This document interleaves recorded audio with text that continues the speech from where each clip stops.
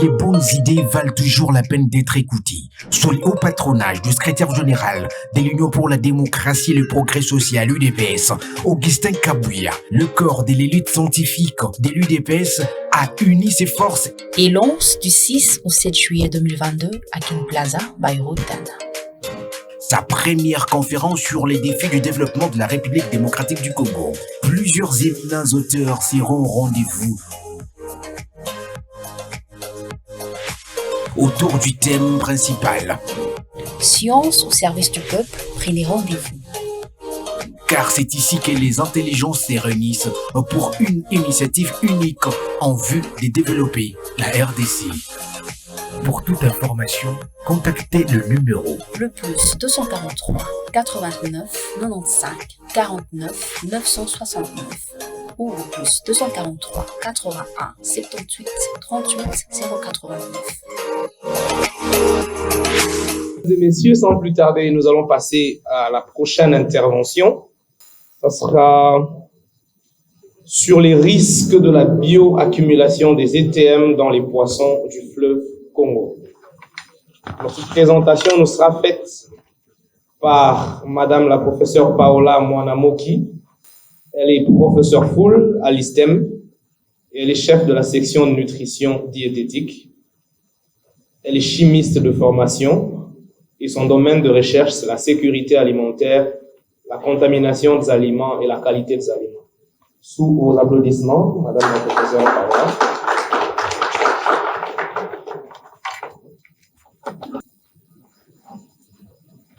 Merci beaucoup. Comme on vient de le dire, Monsieur Max, je vais donner ma communication sur le risque de la bioaccumulation des éléments traces métalliques dans les poissons du fleuve Congo. Évidemment, le plan de l'exposé, je vais parler d'abord du contexte dans lequel nous allons nous trouver, les problèmes qui se posent, les objectifs, les résultats, ainsi que je vais formuler les recommandations.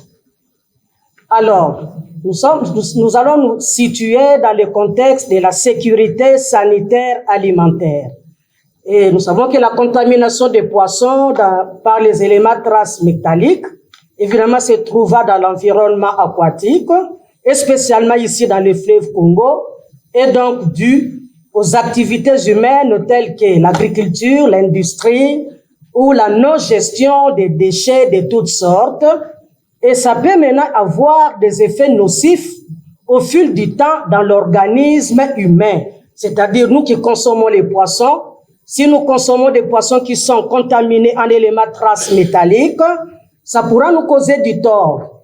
Et pourquoi ça va nous causer du tort? Parce que ces éléments traces métalliques sont non biodégradables et entraînent des phénomènes de bioaccumulation et de bioamplification.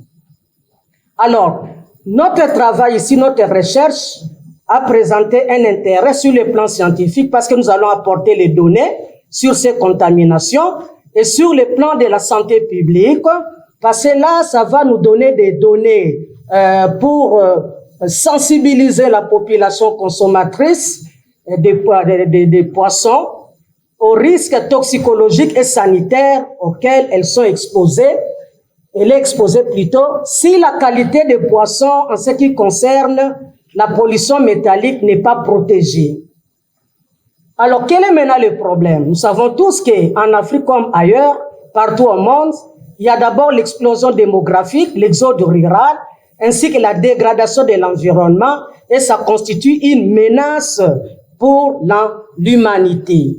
Et en République démocratique du Congo, la population urbaine représentait déjà environ 31% du total national en l'an 2000, avec un taux de croissance annuel de 4,4%.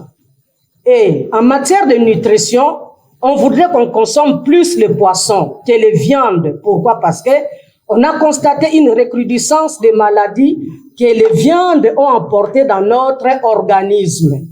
Et les poissons, par contre, sont si riches et protecteurs en termes de nutriments, combien important pour le maintien de l'équilibre nutritionnel et vital.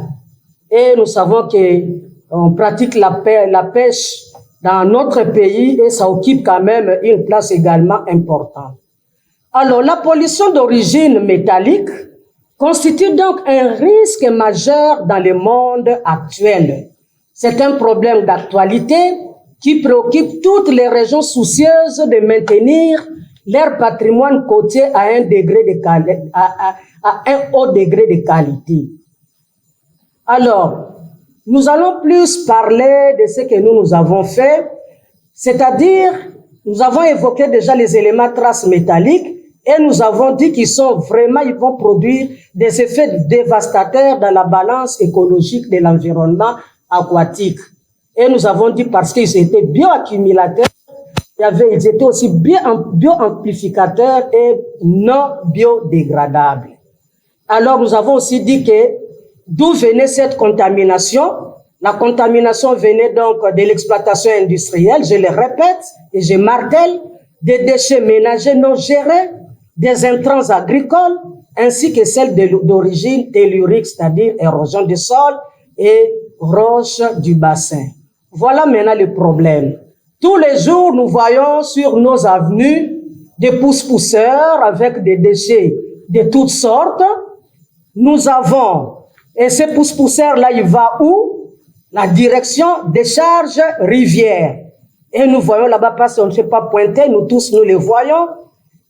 Alors, nous voyons aussi ici les rejets des eaux usées non traitées industrielles. Non, ça ne pointe pas. Voilà. Ça pointe tant bien que mal, mais ça, voilà.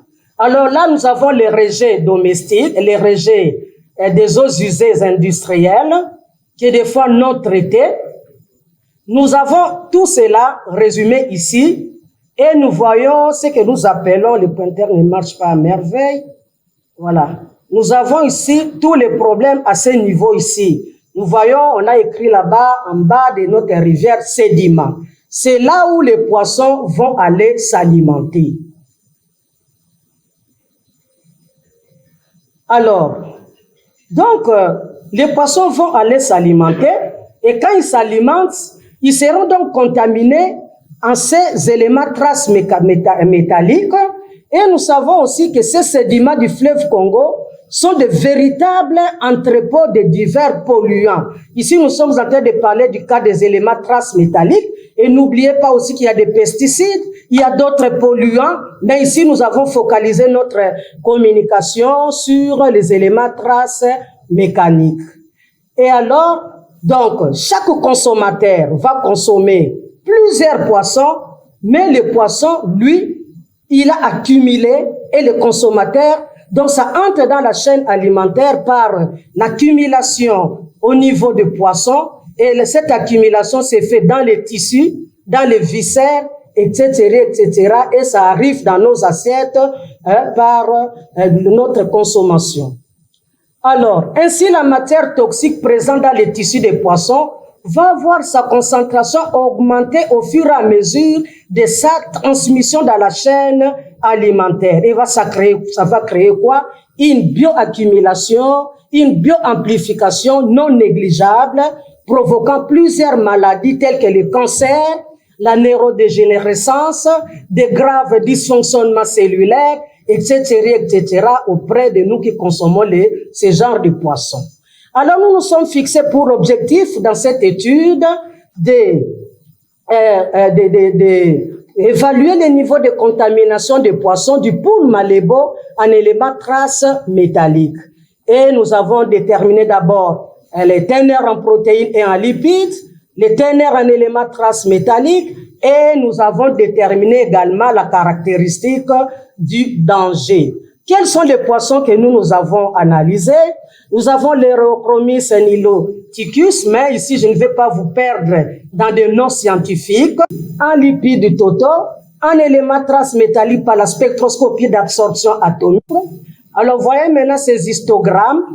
Nous voyons d'abord le premier poisson et ce que j'ai oublié de vous mentionner ici, nous avons donc fait des prélèvements auprès des poissons de première génération, de deuxième génération troisième génération et quatrième génération. C'est-à-dire, nous avons déterminé la taille parce qu'il y a des laboratoires spécialisés pour donner les âges des poissons. Donc, nous avons première génération, deuxième génération, troisième génération et quatrième génération pour tilapia, pour les lianga et puis pour les lilangwa.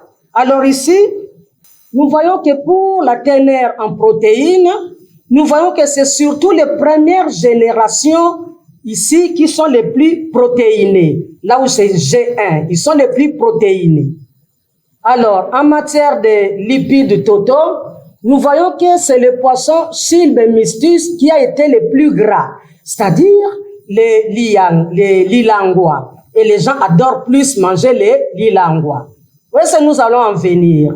Les teneurs en éléments traces métalliques, voilà, là aussi je ne vais pas vous faire perdre le temps en regardant les chiffres. Nous avons fait des histogrammes. Alors ici, j'aurai besoin de mon pointeur.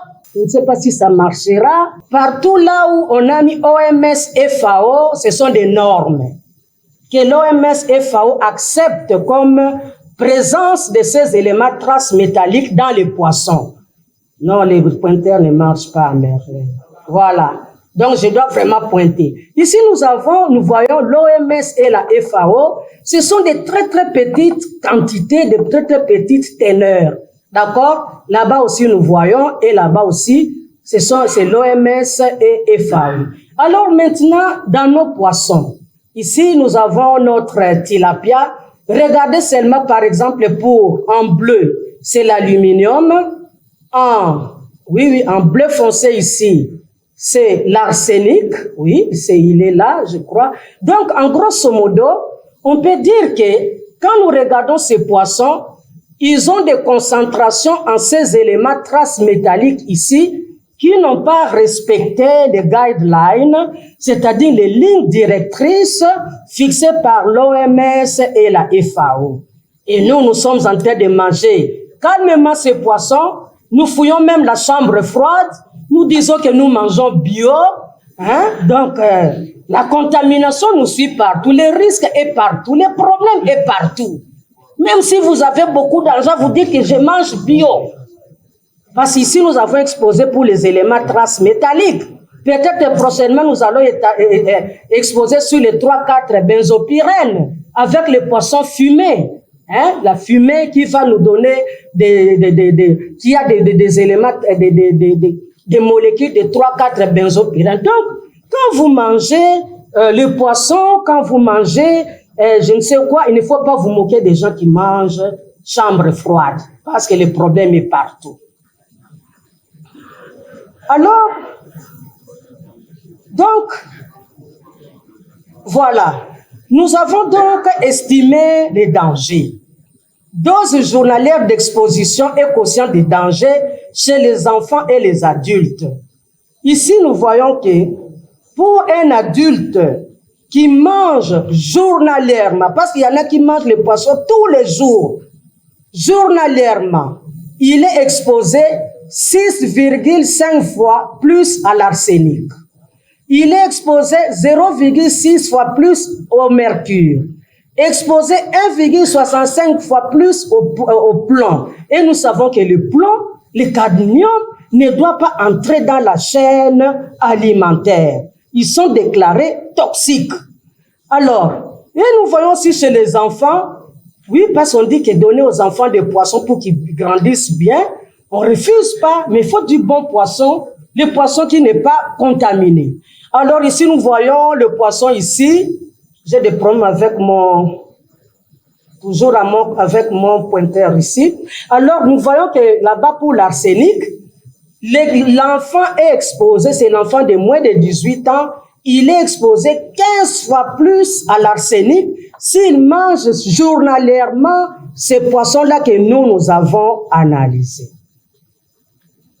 Alors, comme recommandation, il y a nécessité d'entreprendre une étude épidémiologique sur les différentes intoxications dues aux éléments traces métalliques ainsi que la répétabilité en élargissant la gamme d'espèces de poissons ainsi que leur nombre. Parce qu'ici, quand il y a des cas des AVC, les gens ne pensent même pas à l'intoxication avec les éléments traces métalliques. Il y a nécessité d'établir un programme de surveillance régionale pour la qualité de l'eau du fleuve Congo. C'est là où on déverse tout. On ne se préoccupe même pas de la qualité de l'eau du fleuve Congo. Et ils oublient que les poissons vont venir de là. Alors, ainsi que la nécessité des mécanismes d'un traitement des eaux usées, et là aussi j'ai entendu, on a cité l'OCC ici, il faudrait contrôler les eaux usées déversées dans le fleuve Congo par les industries et ainsi de suite. Et un bon contrôle, ne pas se faire soudoyer parce que nous nous tuons nous-mêmes. Alors, pour guider la gestion des déchets urbains, également les déchets urbains, nous voyons un pousse-pousseur, il va faire la décharge dans des rivières et les rivières vont déverser ou dans les fleuves Congo, dans le but de réduire les charges de contamination du fleuve Congo.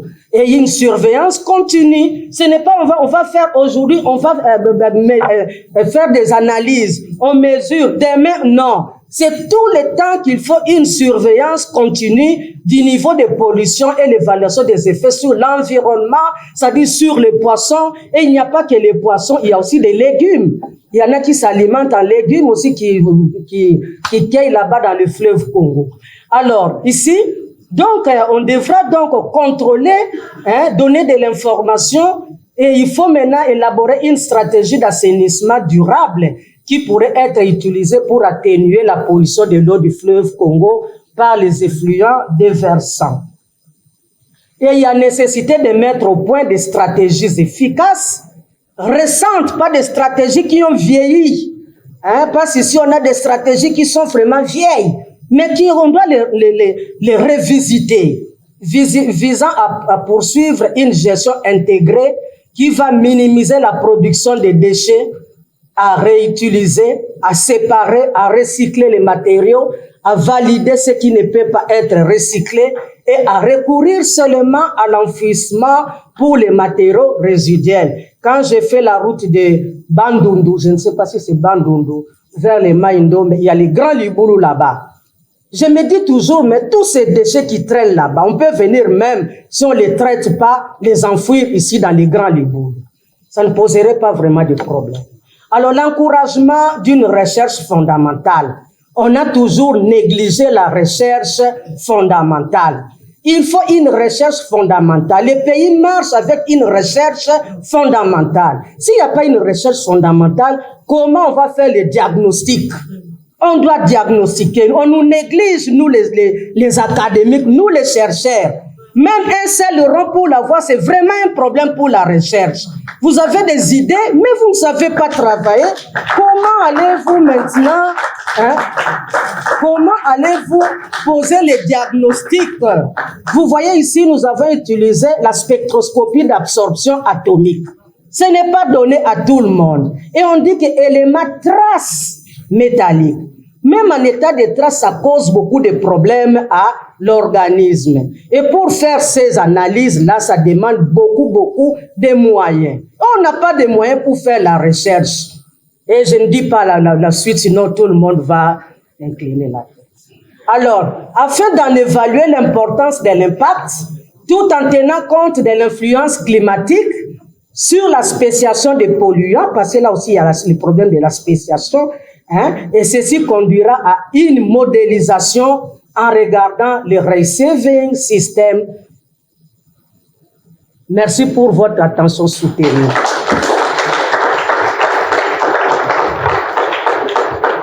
Merci beaucoup, professeur Paola, pour cette brillante présentation.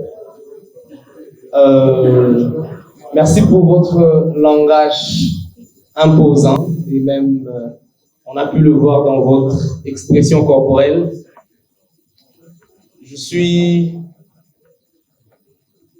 en train de me dire que tout le monde est d'accord avec moi que vous venez de nous faire prendre conscience du niveau de l'insécurité alimentaire dans laquelle nous vivons en République démocratique du Congo. Ça veut dire, soit on fuit le formol, mais lorsqu'on fuit le formol, on s'y retrouve quand même dans les métaux, et ça c'est très compliqué. Merci beaucoup, professeur Paola. Sans plus tarder, nous allons passer à la prochaine intervention. les échanges puissent continuer. Je demande donc à tous ceux qui avaient exposé tout à l'heure, je leur prie de se mettre à l'estrade pour recevoir les questions et éventuellement y répondre. Professeur, je vous prie de vous présenter à l'estrade.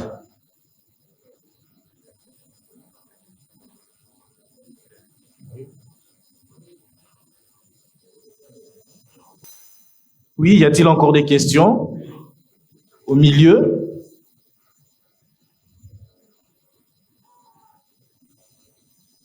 Merci, je suis M. Joseph Boulaoula, ingénieur agronome. Je vais aussi poser la question à Madame la professeure Carola. Vous avez tout à l'heure, là, tout au long de votre exposé, si vous avez été attentif, vous pourriez remarquer que la salle a été toute petite et stable. Parce que c'est une vérité inédite. Vous aviez mis à la disposition de l'Assemblée qui maintenant.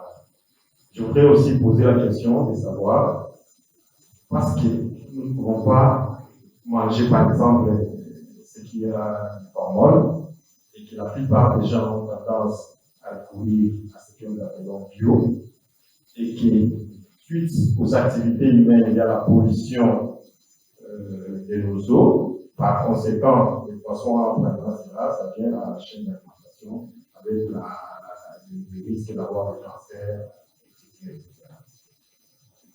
Est-ce qu'il y a possibilité que nous puissions procéder dans la pisciculture? On met en place des systèmes de temps, par exemple, le mixage pour arriver à compenser cette paix que les gens pourraient développer en mangeant les poissons qui ont des matières vitamines. Alors, à votre niveau, dans vos propositions, avez-vous pensé à cette possibilité? Merci.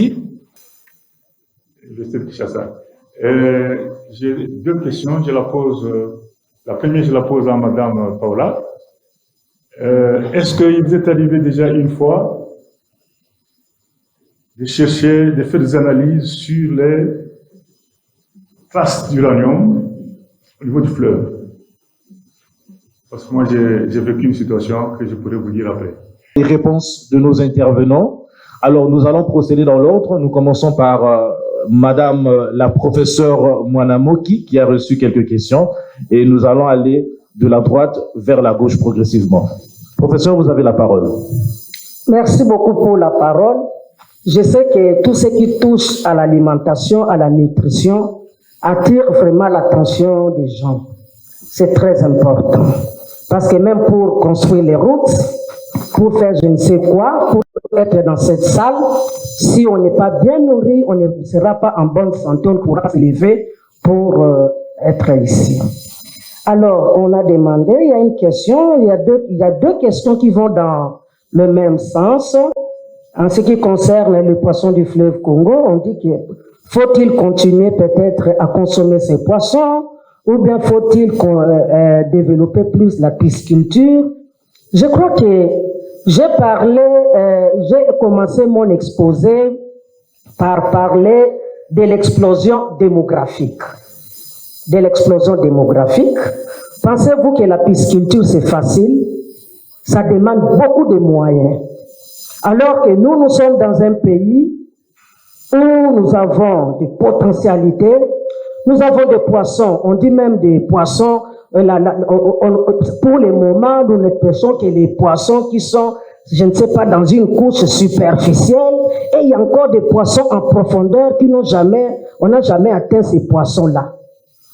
Moi, je crois que, à mon humble avis, il faudrait plus de responsabilité de la part du gouvernement, parce que nous n'allons pas procéder à la pisciculture. Ça, ce sont des moyens, des échappatoires. On les conseille, bien sûr, on en a besoin, mais pour la population, une grande population, la RDC, si vous partez en Bandaka, vous allez voir ces scandales géologiques. Vous allez voir ces scandales, comment nous avons des cours d'eau partout.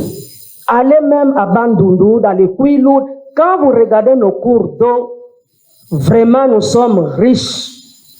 alors on encourage plus l'exploitation.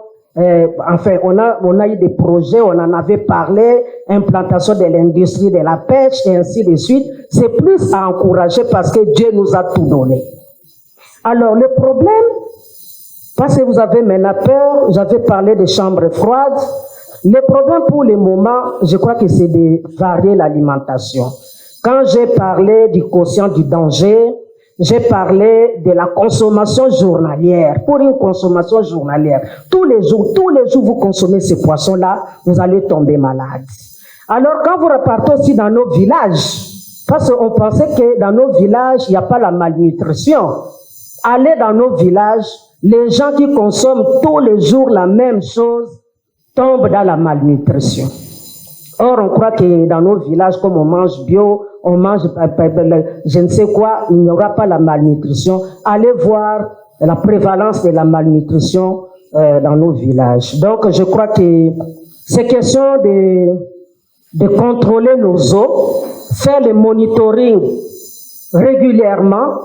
Les eaux qui sont passées aujourd'hui, ce ne sont pas des eaux qui passeront demain, après-demain, c'est-à-dire une fenêtre de surveillance régulière, et c'est à ce moment-là que nous allons peut-être nous retrouver, nous allons avoir quand même des bons poissons, non, on va réduire la contamination. Je crois qu'on a parlé aussi de la gestion des déchets parce que le tout commence par tout ce qu'on va déposer dans le fleuve Congo. Et il faut surveiller pour ne pas contaminer ces eaux-là. Alors, l'analyse sur les traces d'uranium sur le fleuve Congo, je crois que quand j'ai exposé, j'ai bien dit que les analyses coûtent très cher. Et ici, nous allons encore pousser plus loin avec les rayons ionisants. Je crois que ce n'est pas facile. Quand on n'a pas de moyens, c'est des moyens, on ne peut que faire ce que l'on peut. Mais là, une belle dame ne peut donner que ce qu'elle a. Nous, avec nos petits moyens de scientifiques, d'académiques, on ne sait pas pousser que des fois plus loin nos analyses. On tombe sur peut-être l'appareil qu'on a, l'instrument qu'on a, on analyse. Et analyser l'uranium, ce n'est pas facile. Donc, on pourra y penser avec le temps, mais pour le moment, nous sommes limités aux éléments traces métalliques. N'ayez pas peur, consommez les poissons du fleuve Congo, mais variez votre alimentation. Au lieu d'en manger tous les jours la même chose. Et tous les jours les poissons lianga, tous les jours les poissons malangwa, tous les jours, non, variez l'alimentation. Il nous faut une alimentation équilibrée. Je vous remercie. Merci beaucoup, professeur Mwanamoki. Je vous demande d'applaudir très fort tous les intervenants à qui je vais respectueusement demander de regagner leur place. Merci beaucoup.